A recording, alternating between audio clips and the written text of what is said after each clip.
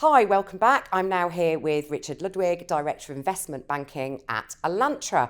Richard, welcome to our event today, hosted with Evershed Sutherland and focusing on the UK data centre market. And thank you for agreeing to do the keynote opening in the sessions today. So first of all, for those of us who maybe haven't focused so much on the UK market for a while, there's been lots of noise out there about other secondary markets, other territories. What trends do you see going on in and around the UK, and what sort of predictions from the investment perspective for the next 18 months? So that's a good question. I think in the UK, traditionally, investment has been focused around two key areas in the Docklands and Slough.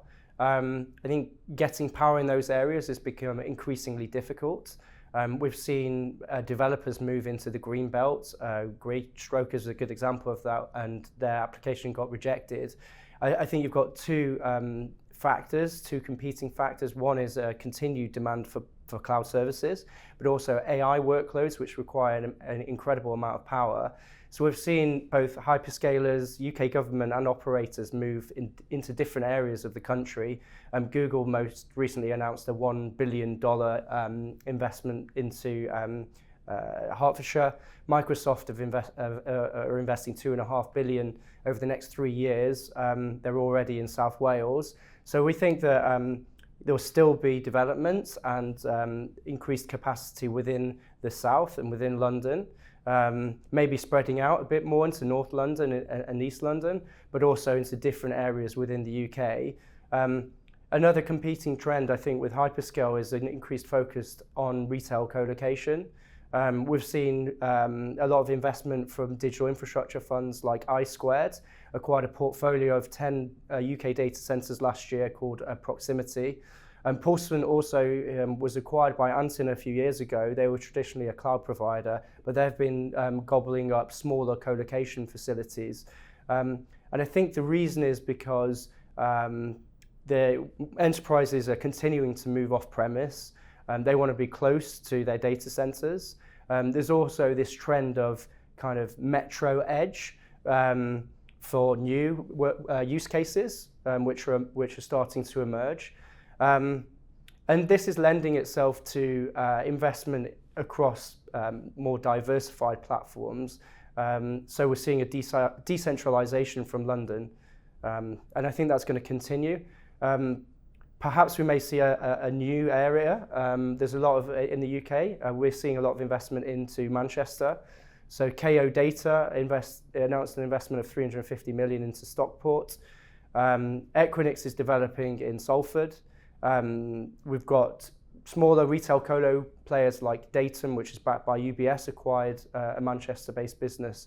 So maybe we'll see that as a second hub. That sounds really interesting and good news for the rest of the UK, which has, taken a lot slower to take off than predictions made over 10 years ago. So on the investment side, things seem to have moved slightly. So the latest figures say that in terms of actual funding and completed deals, we've gone from just over 60% private equity completed deals a couple of years ago to over 90% at the moment. What's driving this? Is it to do with that retail co-location piece, or is it something completely different from your perspective? Well, actually, I was going to lead with the hyperscale piece, but you mentioned the retail colo, and I think there's a definite valuation arbitrage between retail colo platforms and hyperscale platforms.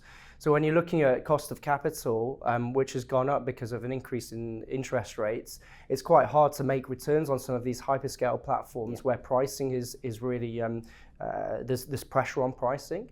And there's purchasing power from the hyperscalers. So we have seen funds focus more on co-location where multiples are lower and where there's more growth in terms of M&A.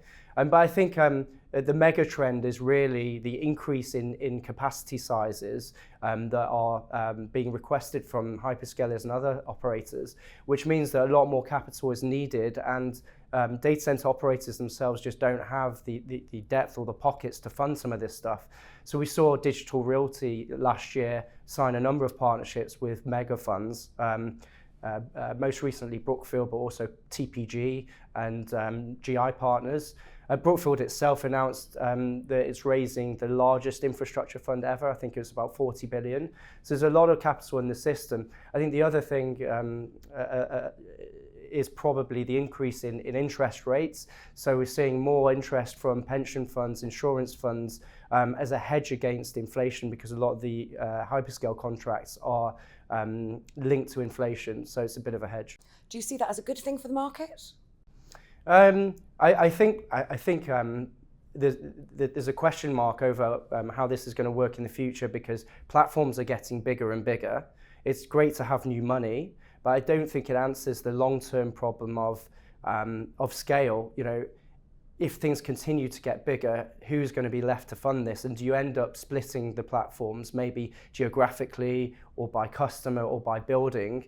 It's a question mark that still needs to be answered, I think. But generally, yes, it's great to have new entrants into the market and existing entrants continue to invest and backing the sector.